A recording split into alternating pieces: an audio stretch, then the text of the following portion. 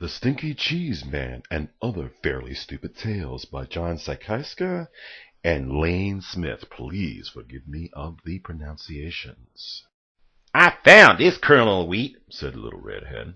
Now, who's going to help me plant this wheat? Where's the lazy dog? Where's that lazy cat? Where's the lazy mouse? Wait a minute. Hold everything. You can't tell your story right here. This is the end paper. The book hasn't even started yet. Well, who are you? Will you help me plant the wheat? Look, I'm the narrator. And no, I cannot help you plant the wheat. I'm a very busy guy trying to put a book together. Now, why don't you just disappear for a few pages, and I'll call you when I need you. Well, who's going to help me tell my story? Who's going to help me draw a picture of the wheat? Who will help me spell out the wheat?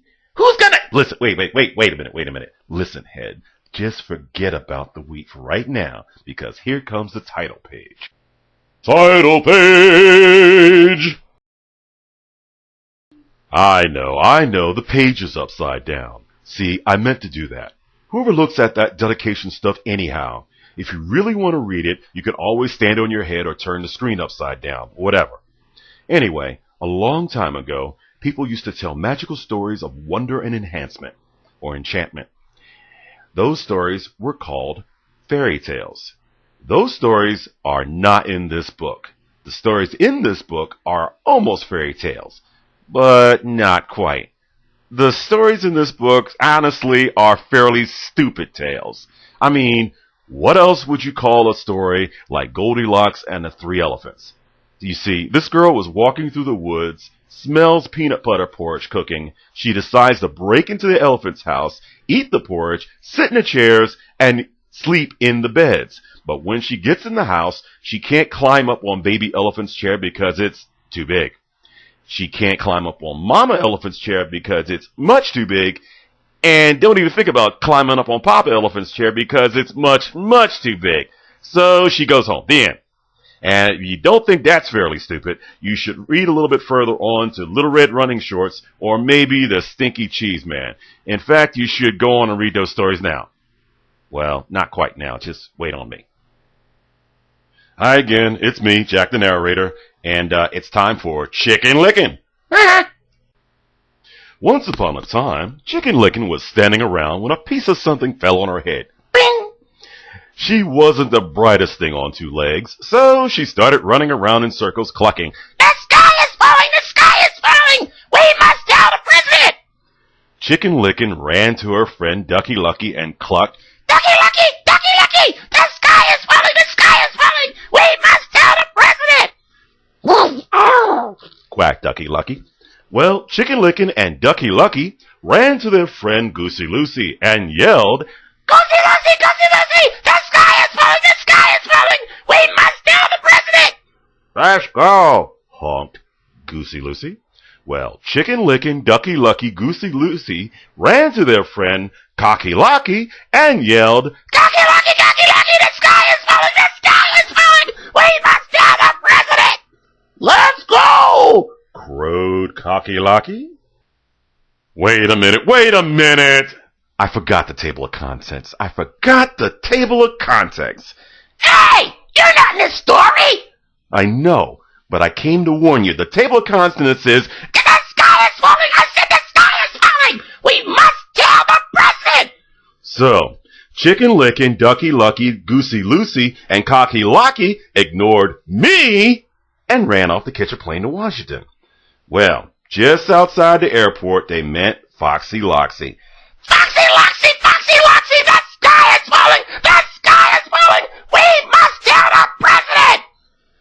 Ah! Well, come with me, said Foxy Loxy. I know a shortcut to the airport. Well, Foxy Loxy led Chicken Lickin', Ducky Lucky, Goosey Lucy, and Cocky Locky to his cave. Well, he didn't get to eat them, though, because Chicken Lickin' was almost right. The sky wasn't falling. But the table of contents was. It fell and squashed and got everybody, except me, though. The Princess and the Bowling Ball. Once upon a time there was a prince, And this prince's dad and mom, the king and queen of course, somehow got it into their royal little heads that no princess would ever be good enough for their boy unless she could feel a pea through 100 mattresses. So it would come as no surprise that the prince had a very hard time finding a princess. You see, every time he met a girl, his mom and dad would pile 100 mattresses on top of a single pea and then invite her to sleep over. Well, when the princess came down for breakfast, the queen would ask, "How did you sleep, dear?" The princess would politely say, "Fine, thank you," and the king would show her the door. Well, this went on for 3 years, and of course nobody ever felt the pea underneath those 100 mattresses. Then one day, the prince met the girl of his dreams. He decided he'd better do something about this one. So, that night, before the princess went to bed, the prince slipped his bowling ball under one of the 100 mattresses. Well, the princess came down for breakfast the very next morning, and the queen, as usual, asked, "How did you sleep, dear?" "Well, this may sound odd," said the princess, "but I think you need another mattress. I felt like I was sleeping on a lump as big as a bowling ball." The king and queen were satisfied. The prince and princess were married, and everyone lived happily, though maybe not too completely honestly, ever after. The end. The Really Ugly Duckling. Once upon a time there was a mother duck and a father duck who had 7 baby ducklings. 6 of them were regular-looking ducklings. The 7th one was a really ugly duckling.